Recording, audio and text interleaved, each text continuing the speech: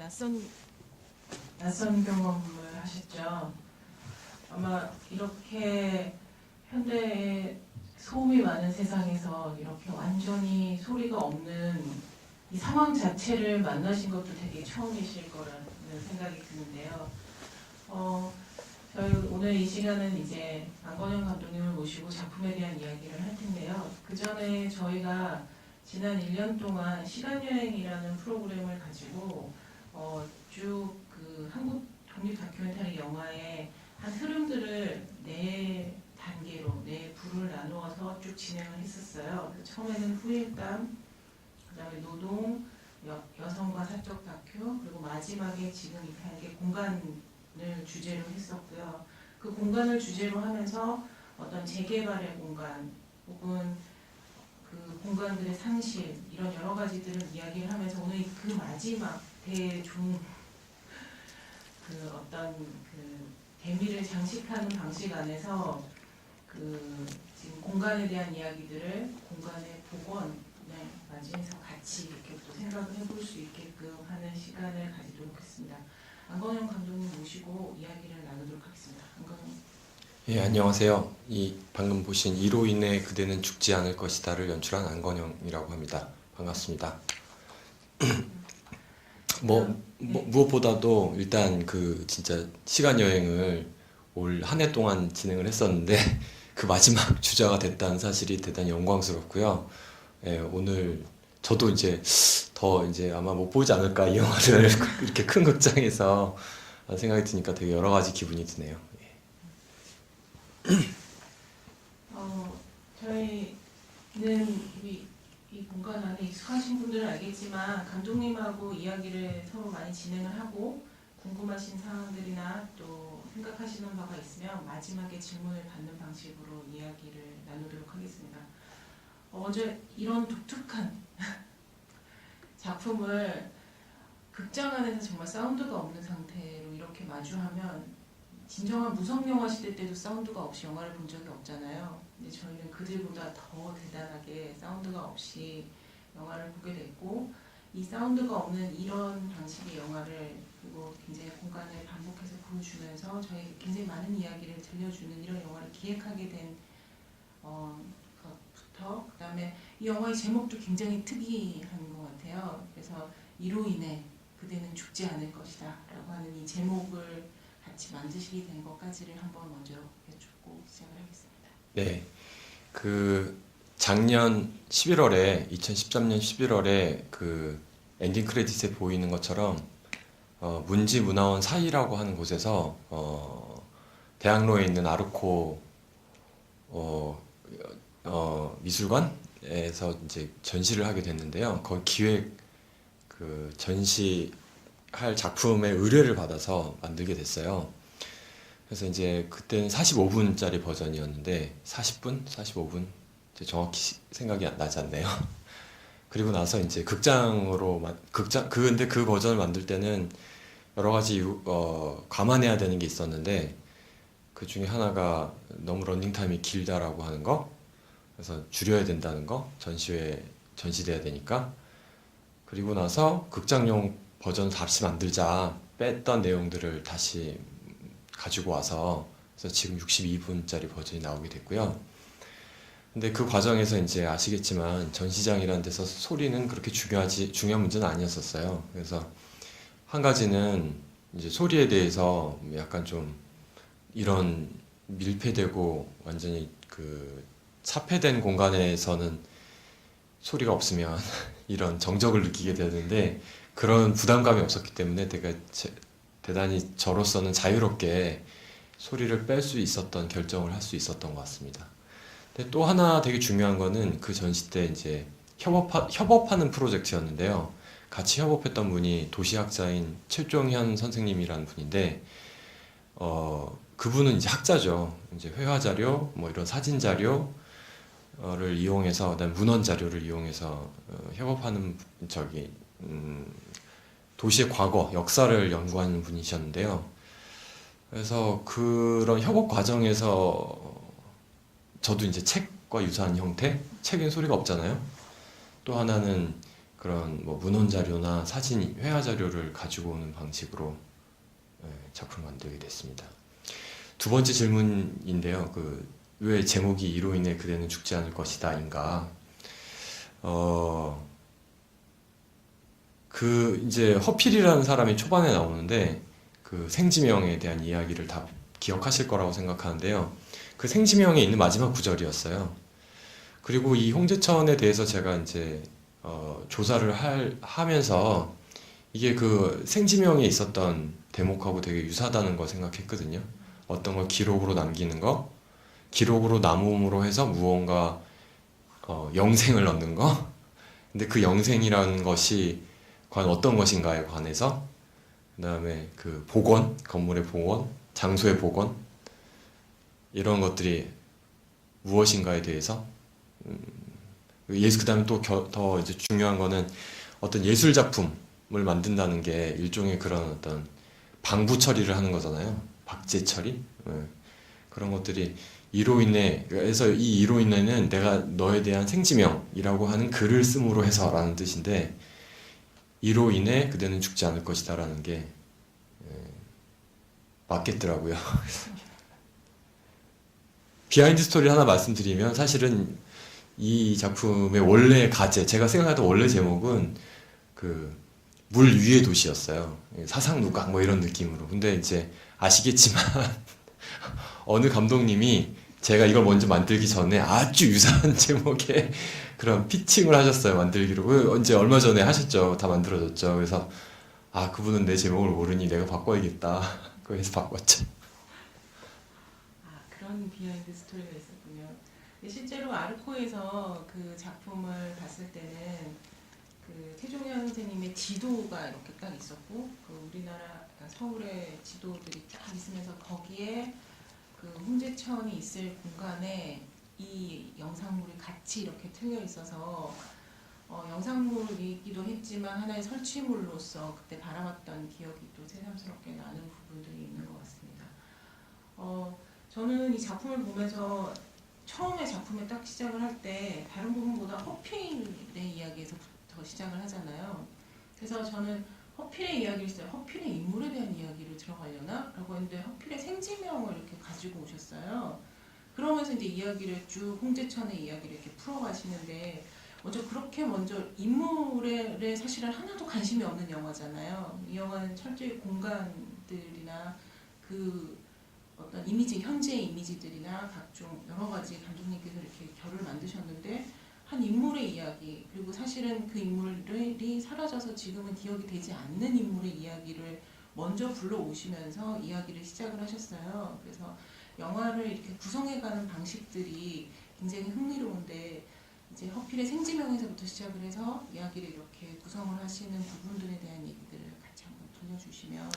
예. 생지명을 왜 앞에 넣느냐? 라고 일단 질문을 한번 바꿔서 제가 대답을 하면, 그 허필이라는 사람이 당대는 되게 진짜 회개한 사람이었고, 괴이한 사람이었고, 또 대단히 이제 그러니까 시서화라고 하면은 전통에서 대단히 중요한 예술 분야인데, 그 세 가지를 통달한다는 거는 아주 드문 일이었거든요.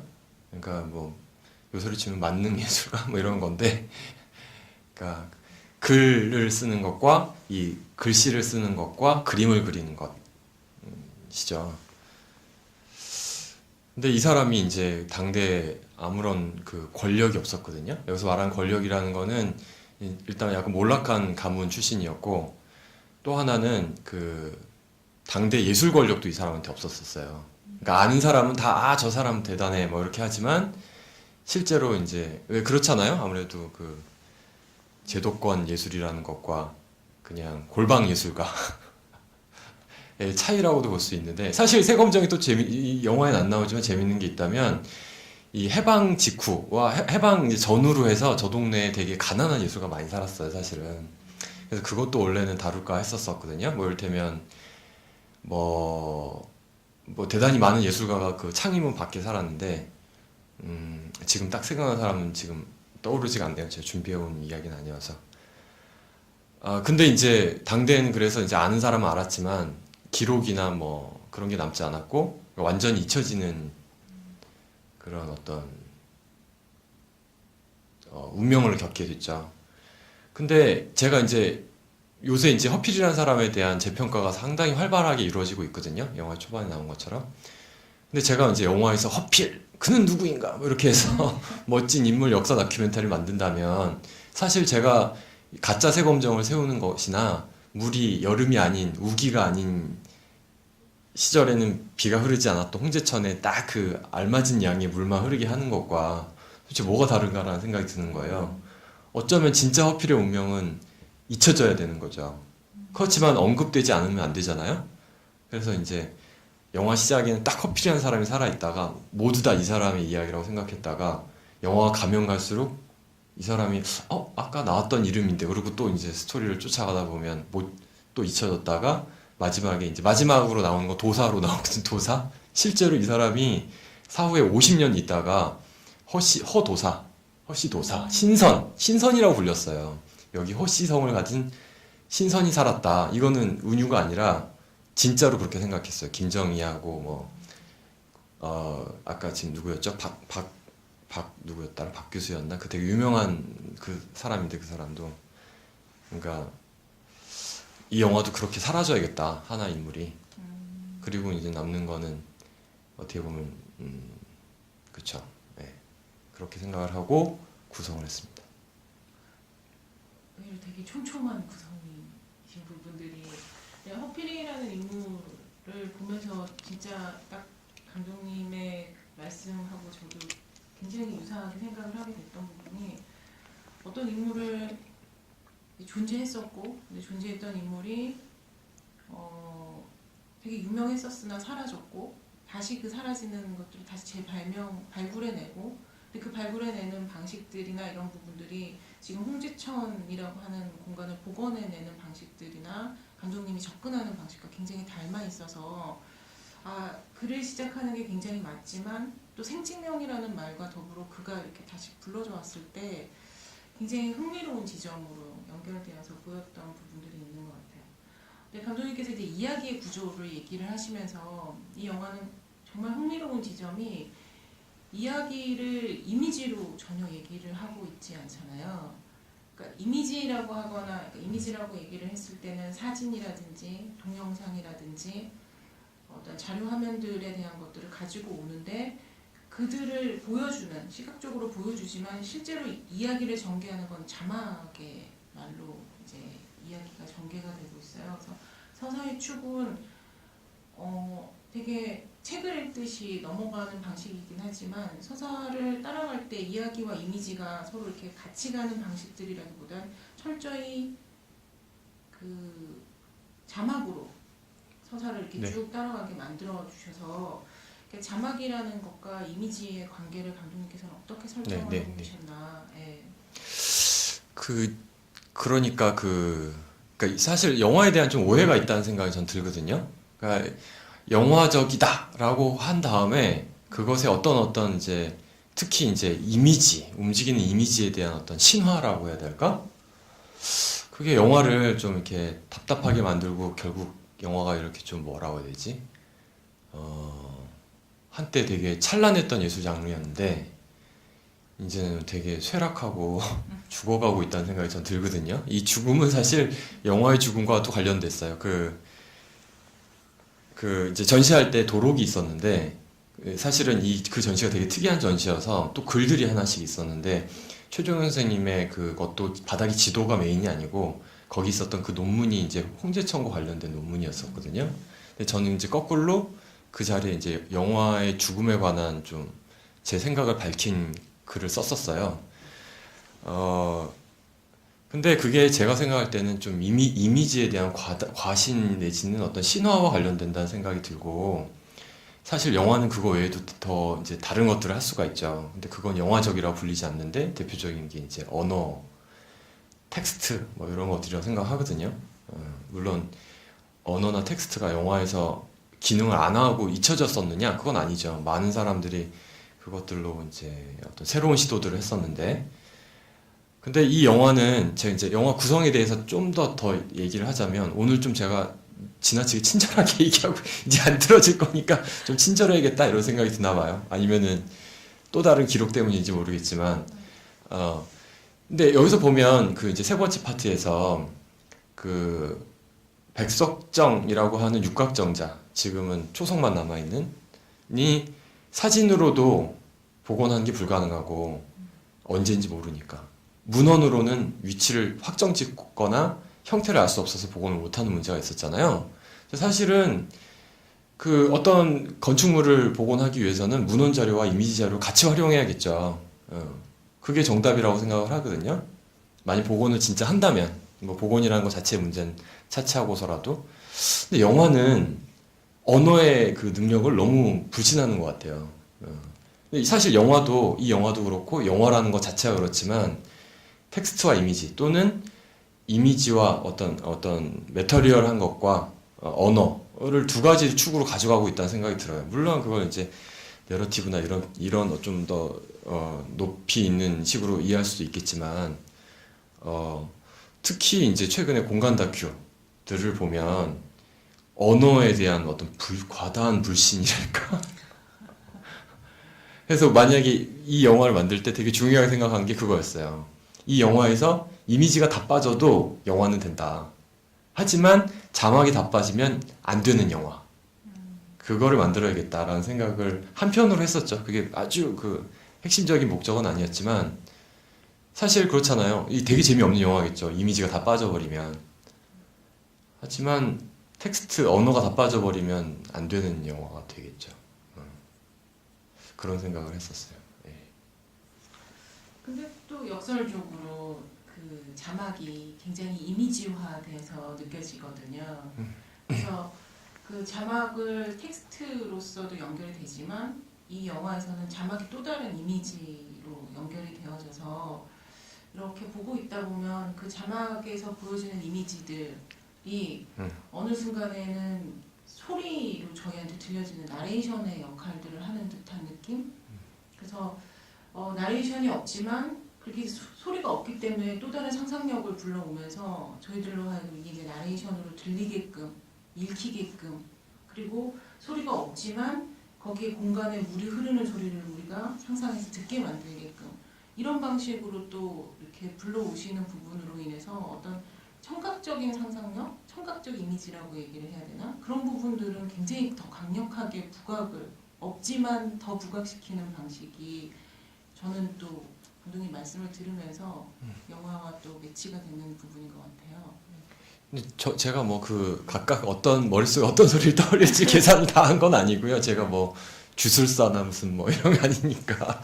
근데 좀 그 영화가 최근에 영화를 보면 관객을 너무 안 믿는다는 생각을 하거든요. 저는 이게 제 아주 개인적인 생각인데, 근데 그 관객이 무엇을 믿을 것이냐? 관객의 이해력을 믿는 게 아니고 관객의 상상력을 믿어야 된다고 생각해요. 그러니까 옛날 영화를 보면 40년대, 50년대, 60년대 이 극장에서 많이 틀어지는, 사실 그 영화들에서 하는 거는, 그 영화들이 뛰어난 거는 뛰어난 영화들이 아주 요즘 한 20, 30년보다 훨씬 더 많았던 시대라고 생각하는데, 관객의 이해력을 믿었던 게 아니라 관객의 상상력을 믿었다는 생각이 들거든요. 뭐 컷과 컷이 붙는 과정이 그런 거 아닐까요? 이 영화를 보고 되게 재미있는 코멘트를 해주셨던 어떤 관객분은 그 글씨가 나오다가 이미지가 나올 때 뭔가 행간이 있는 것 같다. 그러면서 어떤 그 행간이란 단어가 저도 되게 재밌었는데 나중에 지나서 곰곰이 생각하니까 그게 몽따주가 뭐가 다른가. 근데 몽따주라는 거를 우리가 되게 관념화시켰기 때문에 그분도 그렇고 저도 그렇고 그 단어 생각 못했던 거죠. 행간이란 말을 딱 들으면 뭔가 환기되는 어떤 게 있잖아요. 근데 사실은 그리고 생각해보니까 옛날 영화들은 다 그 행간에 뭐가 있는 게 아닌가. 어떤 사람의 행동과 행동, 컷과 컷, 소리와 뭐 이미지, 뭐 보여지지 않는 소리와 그 소리와 무관한 이미지, 뭐 이런 것들 사이에서 뭐가 일어났던 것 같은데, 그건 사실 관객의 상상력이겠죠. 그 감독이 뭘 했다기보단. 저도 그러니까 이를테면 이 영화에서 말씀하신 것 같은 것도 있지만, 이를테면 보여지지 않는 것, 아 저기 건물이 있었겠구나, 뭐 아 옛날에는 지금 이렇게 생겼는데 여기가 저기 아까 그 사진에서 본 것처럼 민자 언덕이었겠구나, 뭐 이런 상상력과 관련된 게 아닌가. 그러면서 소리도 저도 이제 가끔씩은 이제 소리가 들리는데 뭐 물 떨어질 때 특히 이렇게 퐁퐁퐁퐁 뭐 이런 소리가 가끔 아까도 들렸거든요. 그런 게 아닌가 생각 좀 돼요. 네.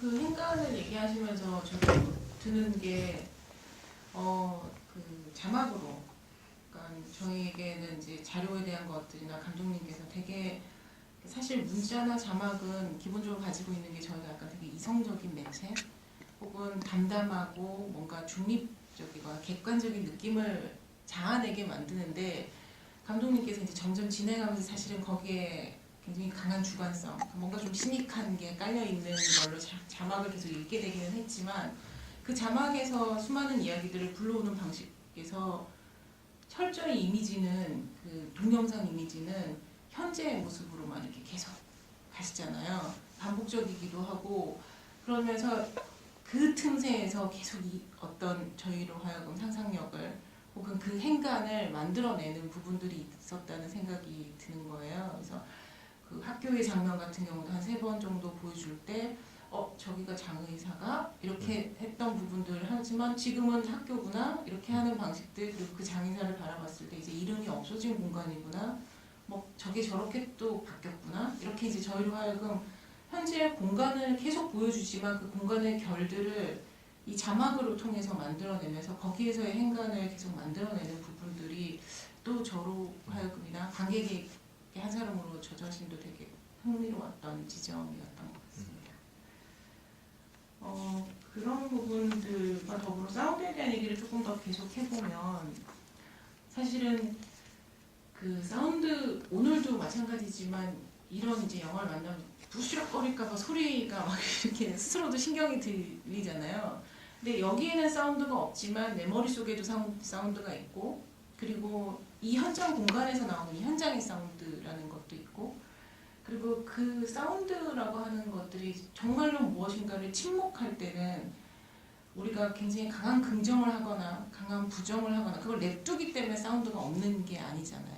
그러니까 사운드 자체에도 그 자체의 어떤 의미가 있는 것 같아요. 사운드가 없음이라고 하는 것에서 불러져 나오는 그 여러 가지 의미들이 있을 거라는 생각이 드는 거예요. 그래서 감독님께서는 만드실 때는 전시 공간이었을 때 사운드가 그렇게 중요하지 않았다라고 하는 부분들에서 사운드의 자유로움이 있으셨겠지만 다양한 채널들에서 영상을 이제 이 영화를 상영을 하시면서 특히 극장에서 상영을 하시면서 이 사운드에서 불러오는 감독님이 이제 원하는 그러니까 의도하진 않았지만 발생하게 되는 부분을 받아들이시면서는 이 사운드에 어떤 느낌을 받으셨는지 아주 정확히 말씀해 주셨는데요. 제가 의도하지 않았지만 받아들여져야 되는.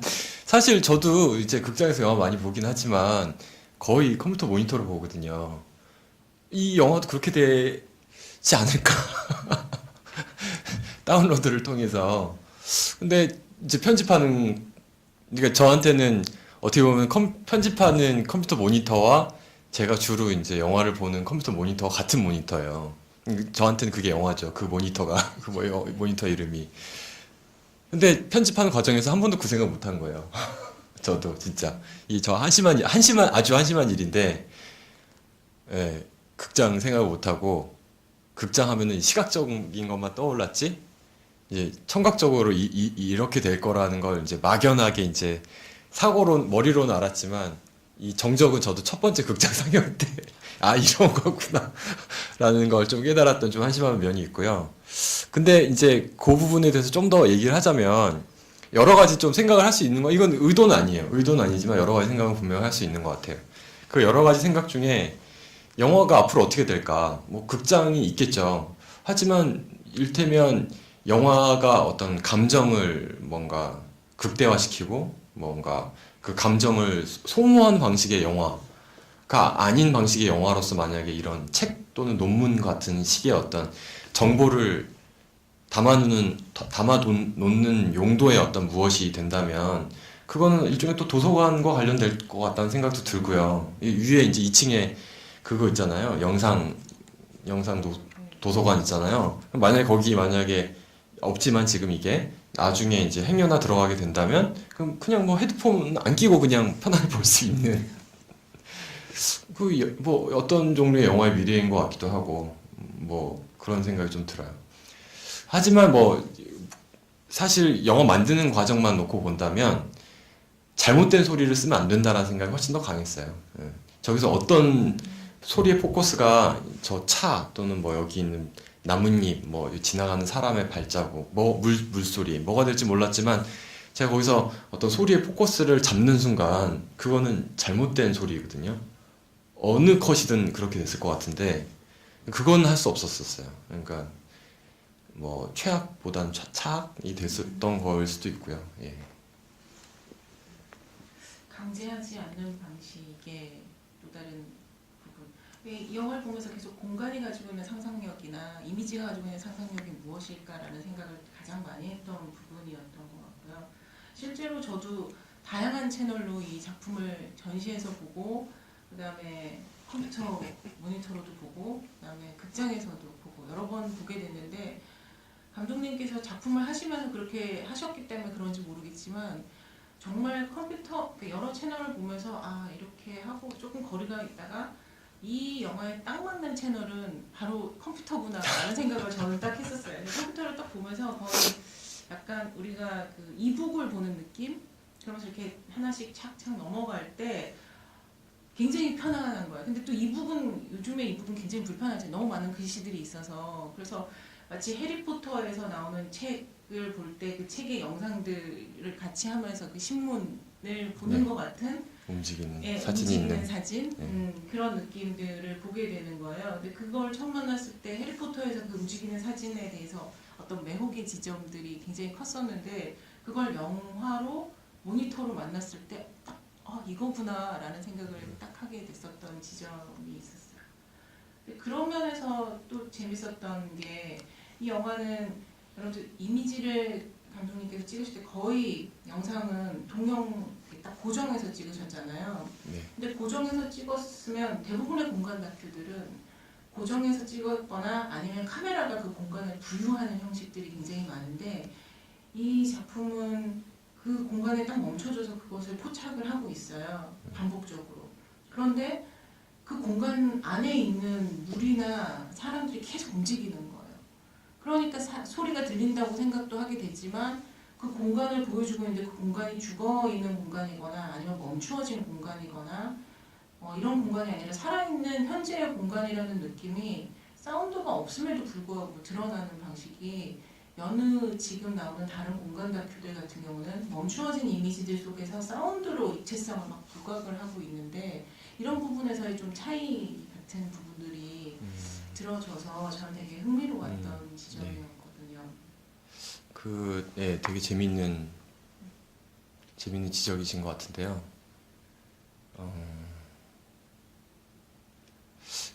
뭐 적절한 대답일지 모르겠는데 저는 그런 생각을 했어요. 그러니까 아까 그 언어와 이미지 사이의 얘기를 했을 때 되게 재밌는 거였는데 오늘도 저 처음 보는 거를 발견했거든요. 한번 다시 집에 가서 한번 확인해 보려고요. 제가 못 보던 게 들어있다는 걸 봤어요.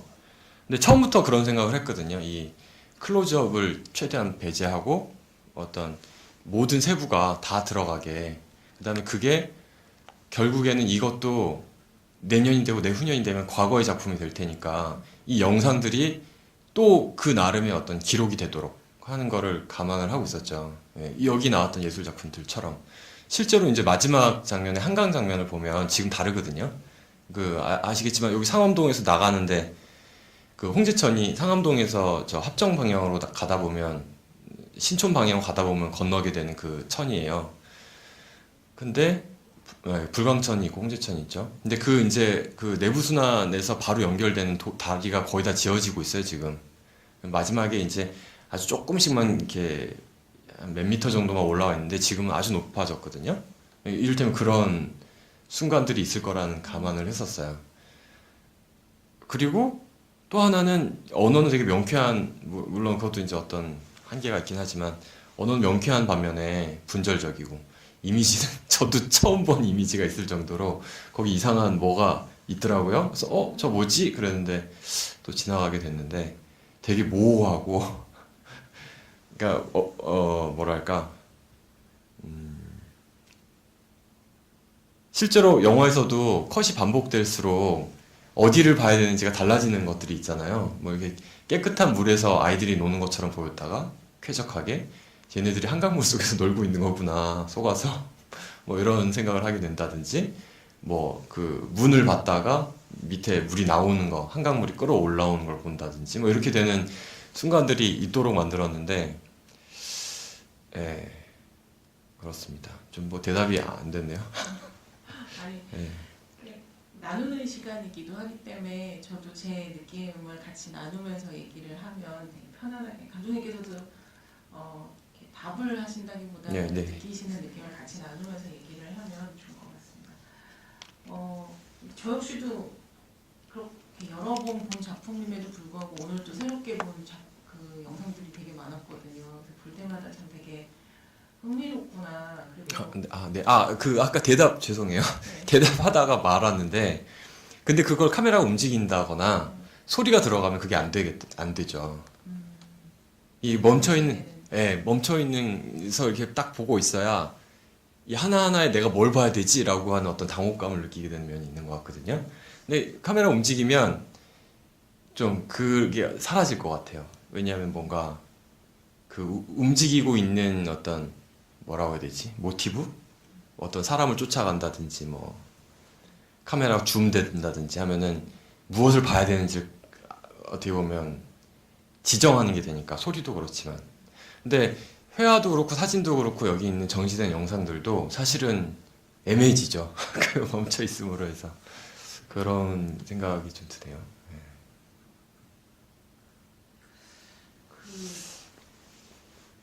네. 근데 제가 또 들어가는 지점 중에서 되게 재밌었던 부분은 감독님께서 이 작품을 찍으시면서 어떤 시선이라고 얘기를 하는 게 이제 글을 쓰는 방식, 영화 그 감독님이 글 써놓으신 건 영화가 책이 될 수 없을까? 그거요. 네네. 그렇죠. 네. 그런 방식으로 영화와 책 아니면 영화와 논문 이런 방식들 속에서 글을 쓰게 되면 사실은 논문이나 글을 쓸 때는 필자가 있잖아요. 그래서 그 필자의 목소리를 빌어서 글을 쓰게 되는 부분인데 영상도 마찬가지로 카메라를 담았을 때 카메라를 찍는 자의 시선이 있게 되는 거고 그런데 이 작품을 보게 되면 자막을 통해서 글을 써서 텍스트로 전달을 하고 있고 감독님이 그 속에 있다라는 생각을 들기는 하지만 한편으로는 이 자막이 나레이션의 역할을 한다라는 느낌들을 받으면서 동시에 누가 말하지? 라는 생각을 발화자가 되게 분명하다는 생각을 하게 되는 거예요. 그래서 그렇다고 시점이 없는 건 아니고 굉장히 읽다 보면 되게 시니컬하다 이 상황에 대해서 그리고 복원이라고 하는 것들 그다음에 많은 부분들이 공간이 상실되고 있고 재개발이 되고 있는 것들의 현상을 이해는 했지만 그것이 복원되고 있다라고 하는 것에 대해서는 복원을 해야 된다고 하거나 뭐 이런 부분인데 그 자체를 가지고 사유하는 부분들은 좀 이렇게 이 작품이 거의 저는 처음 만났던 작품이라고 저는 생각을 하게 되는데 그런데 그 시각들에서 어떤 시점이 있으면서도 발화자가 불분명하면서도 굉장히 비인칭 적으면서도 이런 다층적인 느낌을 이 자막 안에서 같이 받게 되는 거예요. 근데 이제 공간 이미지를 반복해서 쓰시면서 그것과 연동되어서 또 보게 됐다라는 생각을 하게 됐는데 감독님께서는 어떻게 보셨는지? 좀 그런 면이 있네요. 예, 진짜 다큐멘터리의 경우에 나레이션이 나오면 확실히 딱 누가 말하는지 1인칭 감독이 말하거나 나레이터 3인칭 뭐라고 해야 될까요? 뭐 이게 시키거나 뭐 이런 게 드는데 확실히 좀 그렇게 생각을 못 해봤었어요. 되게 흥미로운 생각인 것 같은데요. 코멘트이신 것 같은데요. 근데 이제 제가 만들 때는 논문을 최대한 흉내낸다고 생각을 했었어요. 처음에 기획할 때. 근데 하다 보니까 안 되더라고요. 논문이 되려면 뭐 형식이 있고 뭐 이 글이 되게 많긴 하지만 이거 다 모아봤자 사실 몇 페이지 안 되거든요. 이게 시간 동안 읽어내야 되는 거기 때문에 되게 시적으로 이렇게 간추려서 써야 되는데 그런 논문은 존재하지도 않고 또 논문이 되면 특정한 학제를 이제 선택을 해야 되는데 학과를 도시학을 하자니 제가 도시학 뭐 학위가 있는 것도 아니고 뭐 다른 것들도 뭐 이를테면 뭐 건축 뭐 이를테면 뭐 역사하고 되게 유사하긴 하죠. 어떻게 하지? 하다가 아, 논문을 흉내 내봤자 어차피 안 되는 거구나. 그럼 그냥 뭐 에세이 필름 같은 그런 톤으로 가야겠다. 그래서 이게 짬뽕이 되면서 이런 어떤 뭐 화자가 애매해지는, 어떤 건 분명한 인용인데 어떤 거는 뭔가 그걸 종합하거나 뭐 간추린 거기도 하고, 근데 또 거기 이상하게 감독의 어떤 견해가 들어가기도 하고 뭐 이런 다층적인, 저 조금 그게 불균질하다는 게 저도 좀 처음 계획과는 달라진 부분이었어요. 저는 그게 사실은 재밌었던 네, 것 같아요. 예. 그리고 개인적으로는 제가 논문을 지금 막 준비를 하면서 생각해서 그런 건지 모르겠는데 이거를 오늘 다시 보면서 이렇게 논문을 쓸 수 있으면 참 좋겠다 이런 생각을 이런 작품처럼 굉장히 명료하면서 자기 주장을 가지면서도 어떤 팩트라는 느낌을 가질 수 있는 그런 논문을 쓸 수 있다면 성공한 논문이 아닐까? 이런 생각을 저는 또 개인적으로 했었거든요. 그래서 감독님께서는 논문이 안 되더라, 에세이가 되더라라고 하는데 저는 굉장히 논문 같다는 생각을, 성공한 논문 같다는 생각을 좀 하게 됐던 부분이 있는 것 같습니다. 그 부분 안에서 얘기를 이제 하게 되면 아까 잠깐 얘기를 했지만 감독님께서 복원에 대한 이야기들을 이 작품을 통해서 해주셨잖아요. 그래서 사라진 것들을 기록하고 그 기록을 다시 복원해내고, 그리고 감독님은 어쩌면 이 감독님의 작품 역시도 어느 순간 기록이 되어서 복원이 되어 이로 인해 죽지 않는 영화가 될 수도 있는 그런 이야기를 해주셨는데, 이 복원에 대한 감독님의 이 생각들과 이 작품들에서 이렇게 풀고 싶었던 얘기들이 좀 같이 한번 들려주시면. 네, 복원. 참 애매하더라고요. 이제 그 중간에 나온 그 사진, 그 백석정, 육각정. 그게 진짜 언제 건물인지 알 수가 없는 거거든요. 어떻게 보면 일본 사람이 일제시대 때 지었던 정자 같기도 하고, 박정희란다. 추사 김정희의 건물 같기도 한 그 정자죠. 근데 사실 그러면 김정희가 만약에 김정희 당시 걸로 만약 지을 수 있다고 한다면 그걸 지으면 그걸 짓는 게 의미가 있을까? 이런 생각도 좀 들어요. 왜냐하면은 한국 전통 건축이라는 거는 어차피 한 50년에서 100년 사이에 한 번 다시 지어야 되거든요. 다 분해를 해서 이 자재와 똑같은 자재를 구해다가 그걸 다 하나씩 바꾸는 거예요. 바꾸다 보면 한 100년에서 150년이 지나면 150년 전하고 건물이 같은 위치에 있긴 하지만 결국은 하나도 같지 않은, 뭐 그게 이제 한국 전통 건축의 특징이더라고요.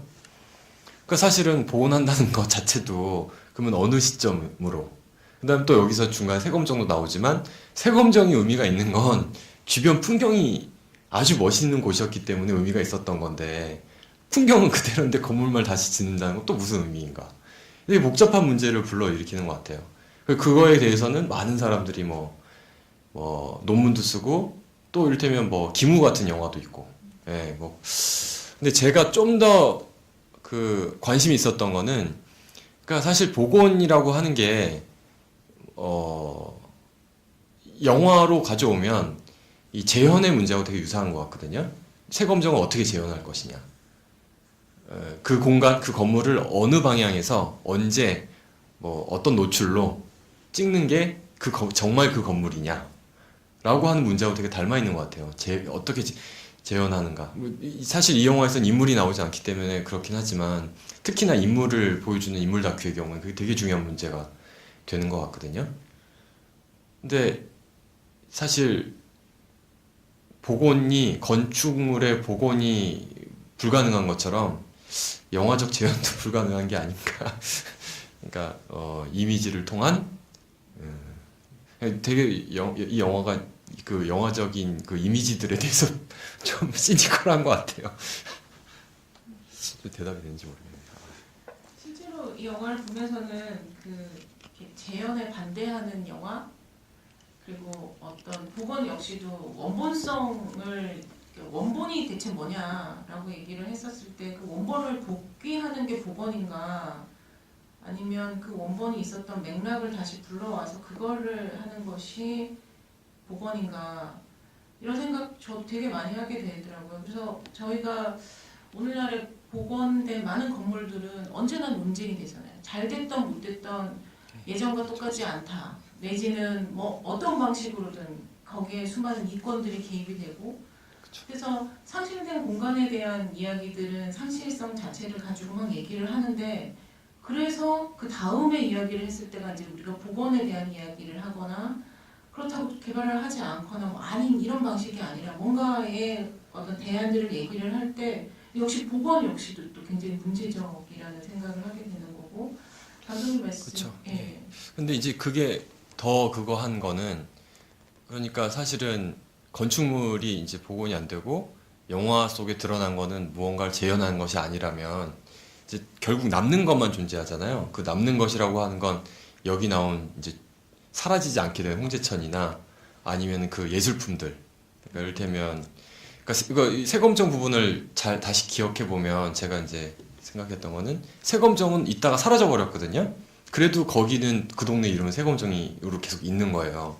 그러다가 길이 하나 생겼는데 그 길 이름을 세검로라고 지었어요. 그리고 세검정을 이제 복원을 하게 됐는데 세검로가 더 중요한 거고 먼저 있었던 거니까 세검정은 그 세검로에서 그러니까 원래 있었던 위치가 아닌 원래 있었던 위치에는 이제 도로가 있으니까 앞으로 밀려났어요. 근데 이거 복원하자니 청구가 되는 게 없으니까 세검정을 그렸던 그 정선의 그림을 참조해서 그리거든요. 사실은 그 뭐 이렇게 어떤 뭐 여러 가지 이야기가 기억나죠. 다른 철학적인 이야기들이 기억나지만 여기서 되게 재미있는 거는 그러니까 원본이 이 어떻게 보면 이 그것을 따서 만들어지거나 이름 붙여진 애들로 인해서 이제 완전히 변형된 상태가 되는 거거든요. 그게 상당히 재밌었어요. 예. 그리고 또 하나 재밌었던 거는 그 재현이 만약 그렇게 이제 불가능한 거거나 뭐 이렇게 재현이라는 게 우리의 어떻게 보면 관념이다면 그 홍제천에서 복원된 것처럼 관념을 복원하는 거거나 뭐 이런 거라면 아니 남는 건 관념밖에 없다거나 결국 이제 문제가 되는 거는 그러니까 다큐멘터리도 문제가 되고 다큐멘터리가 뭐를 기록하는 게 아니게 되는 거니까 또 하나는 역사적 재현이라고 하는 거가 도대체 뭐냐 뭐 이런 생각이 저 많이 들더라고요. 그러니까 역사는 뭔가 여기 시간 프로그램하고도 관련이 되겠네요. 뭔가 이제 지나고 나서 이렇게 되묻는 거잖아요. 과거의 것들을 이렇게 이게 중요했다. 그래서 이제 영조는 어떤 사람, 정조는 어떤 사람 뭐 이렇게 그래서 이제 역사가 편찬이 되잖아요. 세종 뭐 조선사 이런 식으로 해서 근데 사실은 이 재현 또는 선택 과정이라는 게 마지막에 그 사초처럼 없애는 과정이 진짜 뭘 남기는 과정인 것이 되는 것처럼 역사적 재현이라는 게 가능한 건지 역사라는 게 가능한 건지 뭐 되게 그래서 이거 만들 때 그 생각을 정말 많이 했었어요. 역사는 가능한 건가? 뭐 이런 실제로 역사학자들 중에서도 역사 철학자 중에서 역사가 불가능하다는 사람이 많다는 걸 그 다음에 알게 됐고요. 예. 감독님하고 얘기를 하다 보면 되게 저도 재현의 문제, 다큐멘터리와 재현의 문제에 대해서 되게 많은 생각들을 하고 있어서 그 이야기를 저희가 얘기를 여기서 하면 이제 관객을 굉장히 괴리시키는 상황들로 점점 몰아갈 것 같아서 제가 좀 말 어렵게 했나요 오늘? 아니요 저희 그러니까 감독님의 몫이 아니라 제가 자꾸만 이야기를 그런 부분이 있는 것 같고요. 그래서 작품에 대한 이야기들을 지금 여러분들하고도 계속 하면서 감독님께서 이 작품을 어떤 생각으로 이제 진행을 하고 계셨는지를 쭉 풀어주셨어요. 영화를 보시면서 여러분들이 굉장히 낯선 감각이라고 생각하실 수도 있고 얘기를 들으면서 우리가 가지고 있었던 부분에서 이런 부분하고 매치가 될 수 있겠다라고 생각하는 부분들이 좀 있으셨을 것 같은데요. 이제 관객석에서 질문을 조금 받으면서 이야기를 더 진행할 수 있으면 좋을 것 같아요. 그러니까 작품 보시면서 궁금하셨던 부분 혹은 영화를 보시면서 되게 어떤 부분에 대해서는 감독님하고 이런 감정을 나눠보고 싶다라고 하시는 부분이 있으시면 질문을 해주시면 이야기를 같이 나눠보도록 할게요. 편하게 이렇게 쉬운 질문. 네. 저기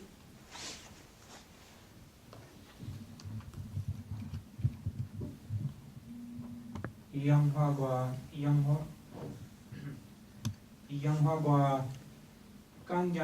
강연 비슷해요. 그래서 아마 교수님 이 영화로 수업에 사용할 수 있습니까? 아, 강연하고 비슷한데 수업에 사용할 수 있느냐? 예, 뭐 가능하죠. 그냥 예. 네, 네. 고맙습니다. 네. 실제로 이게 비밀인데요. 어차피 이 영화의 배급은 유튜브와 비미오를 통해서 이제 곧 이제 영화 상영 제의가 안 들어오자마자 바로 유튜브하고 지금 비미오하고 유튜브에 이미 올라가 있어요. 근데 그게 뭐 이렇게 이때더라 하고 소문이 나면 극장에서 안 틀어질 거라 그렇게 있죠. 네.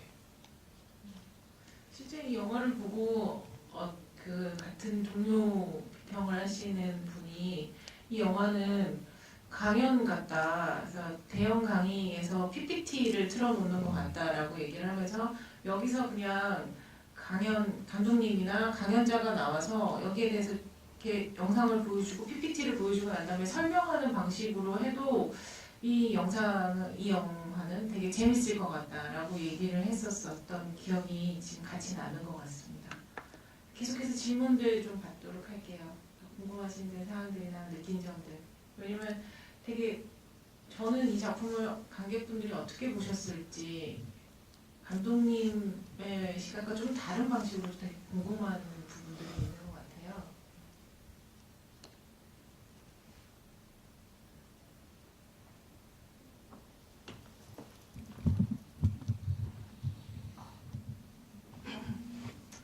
네, 저도 처음에 영상 아니 그림 자료 1 가로 열고 이렇게 나오고 밑에 각주로 나오고 해가지고 저도 처음에 논문을 읽는 듯한 그런 느낌을 받았었는데 중간에 뭐 소리 없는 영상들을 보고는 저도 말씀하신 대로 해리포터의 신문을 읽는 듯한 그런 느낌을 받았고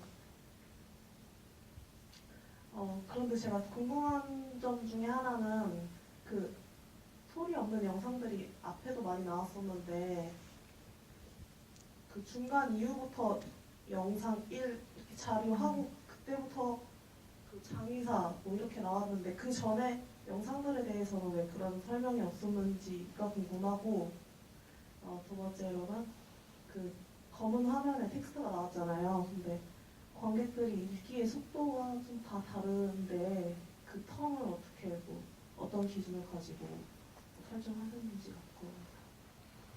두 번째 질문부터 말씀드리면 사실 그거는 저는 그 좀 제작한 스타일이 조금 그 보통 다른 다큐멘터리 감독님들하고 좀 다르거든요. 보통은 막 길게는 십몇 년을 찍으시는 분들도 많이 있고 짧아도 몇 개월 동안 뭐 20회, 40회, 50회 이렇게 촬영을 하는데 저는 그러니까 기획을 콘티 수준에서 완전히 다 정했고요. 그렇다고 해서 영화가 달라지지 않으니까 촬영은 되게 짧게 했어요. 3일 했어요. 보충 촬영 1회에서 4일 했거든요. 그렇게 하고 그냥 편집하면 저는 이제 끝날 것이다. 편집하는데 뭐 얼마나 걸리겠어요? 사실.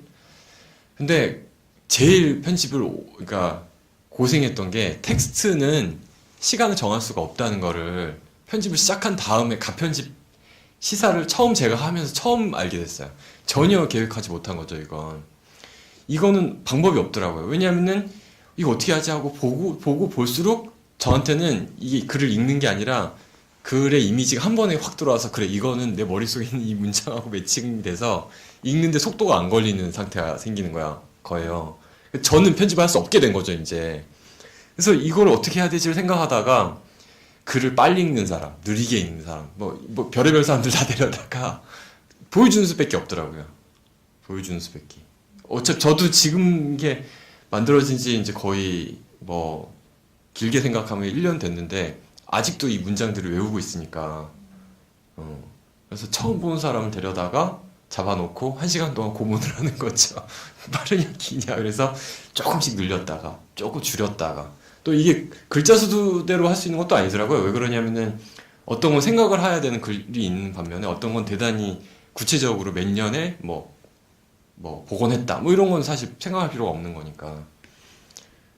그래서 그런 수밖에 없었어요. 아주 고생했어요. 그것 때문에 정말 고생했어요. 정말 이게 뭐 이런 식으로 편집해 본 건 처음이었어요, 저한테는.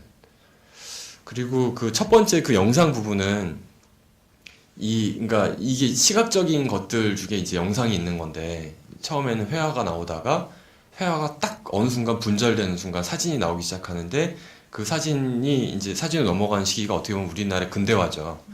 그 이제 구한말부터 일제 해방기를 거쳐서 그다음에 이제 다시 현대가 됐을 때 영상이 나오는 식으로 이런 어떤 흐름을 가지도록 한 건데요. 그게 없어서 그 영상 1이 없으면 이게 안 되겠더라고요. 이 현대 이미지가 뭐냐, 우리가 생각하는 동시대는 어떤 식의 이미지로 우리가 기억하느냐. 그래서 그게 고민을 한참 했었는데 그 부분이 제일 마지막 순간까지 고민하던 부분이거든요. 이 영상 1을 넣을 것이냐 아니면 영상 1 없이 그냥 장의사만 쓸 것이냐 하다가 처음부터 그런 네임 자막이 있는 데는 다 영상 1, 2, 3 했다가 이것도 아닌 것 같고 그래서 마지막 지금은 이 사진 회화 사진 영상 순으로 나오게 네, 그렇게 지금 최종적으로 된 상태입니다. 그렇죠. 근데 정말 궁금해요. 정선 나중에 이제 기회가 되면 정선한테 물어보고 싶은데 정말로 그 건물을 그런 방식으로 기억하는 거냐, 당신의 머릿속에 그런 식의 기억을 갖고 있느냐, 아니면 그림을 그리려면 이렇게밖에 못 그리니까 그린 거냐 물어보고 싶은 것 같아요. 저는 뭔가 기억할 때 이렇게 영화적으로 기억하거든요. 꿈에서도 영화적으로 나오고 가끔 컷도 돼요. 꿈속에서. 근데 사실 기억이라는 것들, 현대에서 너무 많은 기록들이 있고 그 기억을 기록하고 그 기록을 다시 기억하는 상황들이 되고 있고 이게 점점 누적이 돼서 앞서 말했던 것처럼 복원이라고 얘기를 할 때 어디서부터 어떤 원본을 찾아서 복원을 한다라고 얘기하면 원본이 어디에 있는지, 그리고 감독님 말씀하셨던 것처럼 영화에서의 재현이라고 얘기했을 때 특히 다큐멘터리는 지시적인 것들을 가지고 와서 재현을 하게 될 때 그러면 이 원본성이라고 얘기하는 걸 어디서 두고, 그러면 재현이라는 말 자체가 원본에 매여 있는 것인가? 뭐 이런 질문들을 이제 이렇게 막 이렇게 끝없이 하게 되는 지점이 있는 것 같아요. 이제 감독님 얘기하시면서 저도 되게 재밌었던 게 감독님 작품에서 이렇게 자막을 이렇게 여러 개를 하셨잖아요. 근데 물이 흐른다 이게 있어요. 왜 저는 그 전까지 이렇게 영상을 계속 읽으면서 저도 몇 번을 봤기 때문에 이미지를 보는 것도 있겠지만 이제 각주까지 읽게 되는 이제 수준까지 간 거예요. 그래서 오늘은 이제 이게 어디 각주에서 나온 거구나. 그래서 영상을 듣고 빨리 각주 막 이렇게 보면서 여기 거기서 나온 얘기구나. 여기 이렇게 하고 있는데 갑자기 물이 흐른다 이쪽 이제 가서 이게 그 자막의 톤들이 나오다가 그렇게 딱 나오고 난 다음에 이제 이 밸런스의 문제라든지 아니 굉장히 뭔가 거기서부터 지금까지도 물을 흘렀는데 이러면서 이제 여러 가지 생각을 막 하게 됐었거든요. 그래서 감독님 이제 그 자막에서의 호흡은 그 전과는 굉장히 다른 호흡의 자막이잖아요. 그리고 실제로 읽는 사람에게도 굉장히 다른 방식의 읽기가 순간 딱 되는 거였는데 그런 부분들은 이렇게 자막을 넣으시면서 이렇게 리듬의 조절만큼이나 어떤 글의 문체라고 해야 되나? 그런 부분들에 대한 거는 문체는 제가 이제 글을 되게 못 쓰는 편이라 고민했어요. 그것도 물은 흐른다로 할지 물이 흐른다로 할지 그걸 안 할지. 근데 이 초반부에 보면 상류, 중류, 하류란 표현이 나오고 그것대로 이제 첫 번째 일부라고 할 수 있는 부분이 상류에 있는 역사 부분들, 중류는 이제 70년대 있었던 건물들, 그러니까 홍제동 관련돼서 이제 이제 새마을 깃발들이 있는 70년대 근대화, 이제 하류로 오면 어떤 현대, 지금 요새 하고 있는 것들, 뭐 이런 어떤 배치를 좀 했었거든요. 근데 물을 2번 흐리게 했죠, 영화 내에서. 처음 한번 쭉 갔다가 그 파란색 아저씨가 자전거 타고 가는 한강 쪽으로 가는 그 컷에서 갔다가 다시 올라가서 다시 이제 내려오는 과정이거든요, 이 순서가. 근데 이제 그때 내려올 때는 이 전체적으로 앞에서 그냥 그렇게 물이 흘러서 이제 하류까지 가나 보다 그렇게 막연하게 생각했다면 이게 전체적으로 내가 이런 데 살고 있구나 라는 생각을 하면서 이제 하류로 가야 되는데 그 이제 그 아까 말했던 공간 다큐들에서 이 커팅을 하지 않은 카메라의 움직임을 많이 사용하는 이유가 이를테면 대표적인 게 그 자동차 샷이겠죠. 뭐 이를테면 뭐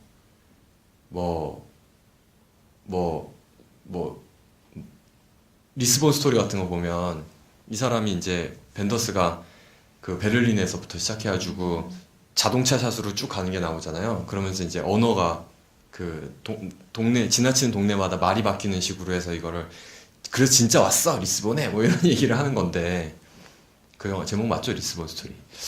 근데 그렇게 이제 카메라가 움직이게 되는 거는 이게 다 연결된 거고 바로 코앞이야 뭐 이거를 지금 해주고 싶은 건데 저는 이제 커팅을 해야 되니까 이게 진짜 요거 다음에 요거 다음에 요거 그래서 점점 이렇게 한강 쪽으로 가고 있다는 느낌을 줄 수가 없죠 상식적으로. 그 말이 꼭 필요했었어요 그 대목에서는. 그래서 이제 물이 흐른다 그래서 아 그럼 하류로 가고 있는 중이겠구나 라고 한 다음에 그 이제 마지막 대사 그러니까 위로도 갈 수 있고 아래로도 갈 수 있다 라는 말로 해서 좀 이 전반부에 있었던 그러니까 첫 번째 파트에 있었던 건 전체적으로 좀 다시 리프레시 하도록 하는 게 계획이었죠. 네. 저는 그때까지의 자막은 그러니까 굉장히 플랫한 느낌이었다가 물이 흐른다라는 그 자막이 뜨는 순간에 갑자기 자막이 굉장히 어떤 정말 예, 네, 그런 느낌을 네, 좀 네. 확 받아서 그 부분이 같이 생각이 들었던 것 같아요. 저희가 사실 시간을 영화는 60분인데 시간을 좀 많이 그쵸? 가져가고 있는 부분이 있는데요. 마지막으로 질문 꼭 하나 정도나 느낀 점 감독님하고 얘기 나누시고 싶은 분 한 분 정도 얘기를 하고 저희 마치도록 하겠습니다. 저희 궁금하신 지점들이나 얘기 나누게.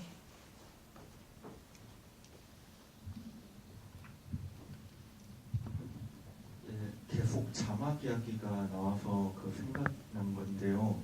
이 영화를 그 기획하실 때 자막을 먼저 하고 거기에 관련된 이미지를 배치하는 식으로 하신 건지 아니면 이미지를 먼저 하고 나서 거기에 관한 자막을 배치하는 건지 그 선호가 궁금했거든요.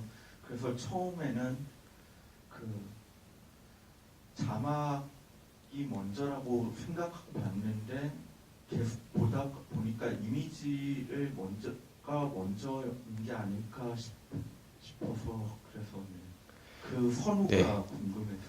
그러니까 정확히 말하면 제일 먼저 콘티가 있었고요. 근데 그 콘티 내에 무엇을 어떤 방향에서 찍겠다와 자막은 내용이 뭐다가 다 있었어요. 콘티가 있었고, 근데 그 콘티에서 이제 단순하게 글을 쭉 쓰고 그걸 맞는 이미지를 중간에 넣는 방식이 아니라 약간 얘가 몽타주가 되거나 이미지가 앞에 있는 이미지와 뒤에 있는 이미지가 반복될 때 여기서 이렇게 달라지겠구나. 그래서 구성을 하면서 아예 그런 걸 계획을 다 했었죠. 그러니까 왜 그렇잖아요. 그 텔레비전 드라마를 보면 영상 안 보고 소리만 들어도 정확히 하면 대본만 읽어도 말만 있으면 다 되잖아요. 이게 어떤 행동이나 액션이나 컷이 중요하게 뭐 이렇게 되는 드라마 별로 없잖아요. 그럼 이제 말이 먼저고 그 말을 말하는 사람을 찍었구나라고 생각할 수 있는 건데, 근데 어떤 영화들을 보면 이건 이미지만 봐도 알 수 없고 시나리오만 봐도 알 수 없고 이게 다 완성돼야지 서로 이게 충돌과 조화가 일어나면서 재밌어지는 게 이제 진짜 영화적 재미인데, 그런 계산을 한 거죠. 콘티 수준에서. 물론 그 콘티 그대로 되진 않았어요. 중간에 보셨지만 그 비 오는 날은 한 1시간 반인가 2시간 기다리다가 비 올 거 계산 안 하고 그럼 비 와도 찍을 수 있는 데를 가자. 그래서 비 와도 찍을 수 있는 데에서 비를 찍고 나중에 또 바꿨죠, 콘티를. 네, 여러분들 늦게까지 있어주셔서 감사하고요. 감독님의 지금 마지막 말씀에서 저도 생각이 드는 게 공간을 찍는 다큐들이나 이런 다큐가 지금 이제 시간 여행에서 맨 마지막을 저희가 기획하게 됐던 것들 중에 하나는 가장 최신의 어떤 경향을 현상 중에 한 현상이라고 볼 수 있어서 했던 부분인데, 그 최신이라고 얘기하는 거는 과거의 방식에서 이제 전통적인 다큐들은 인물을 팔로우하거나 아니면 사건을 팔로우하는 부분이라면 이 공간을 중심으로 하는 과거의 공간이 어떤 배경이나 사건의 어떤 그 컨테이너 역할들을 했었다고 하면 이 자체는 지금 공간을 이렇게 부각하는 건 공간 자체가 일단 주인공이 되고 공간에서 어떤 것을 말하고 있음을 이제 귀 기울여서 듣는 방식이 되고 그러다 보니까 감독님의 방식처럼 기획을 할 수 있는 시간적인 아니면 어떤 상황적인 여유가 생겨나서 다큐멘터리 자체가 어떤 현상을 막 팔로우하거나 이런 것보다 그 자체의 공간의 말에 귀 기울여서 다소 사색적일 수 있고 기획할 수 있고 나아가서는 어떤 연출의 어떤 다른 방식의 연출을 또 생각할 수 있는 그런 흐름들의 이제 결들까지 다층적으로 좀 생겨났다는 좀 생각이 드는 부분이 있습니다. 그래서 오늘은 그 시간 여행의 부분, 시간 여행의 이제 그 마지막 부분까지 해서 그렇다고 끝은 아니고요. 그리고 언제나 그렇지만 각 시간 여행의 각 파트가 분절적으로 이 시기는 이렇다라는 게 아니라 그 하나의 경향들을 모아내서 잠시 보여주고 이 경향들은 지금까지 다 계속되고 있는 경향들인 거죠. 그래서 또 다음에 내년부터 또 시작될 다른 프로그램들도 역시 계속해서 기대해 주시고 와서 봐주시면 되게 감사할 것 같습니다. 끝까지 감독님께서 인사해 주시고 예, 한 해 동안 저도 시간 여행에 이게 다 참석은 못했지만 여러 번 한 반 정도 온 것 같은데요. 제가 이제 여기 마지막 시간이 됐다는 얘기를 듣고 되게 기분이 묘하더라고요. 되게 묘했는데 벌써 이렇게 또 한 해가 갔다는 생각이 들고요. 이 시간 여행 프로그램이 끝나면 이제 또 내년 초에 인디 다큐 페스티벌과 연계된 행사거든요. 이게 인디 다큐 페스티벌을 다시 이제 한다는 또 뜻이기도 하기 때문에 그 한국 독립 다큐멘터리 많이 좀 인디 다큐 페스티벌이나 아니면은 영상자료원에서 많이 찾아주셨으면 감사하겠다는 그런 말씀 마지막으로 드려야겠네요. 끝까지 늦은 시간까지 남아주셔서 감사합니다. 네, 그때 너무너무 감사드립니다.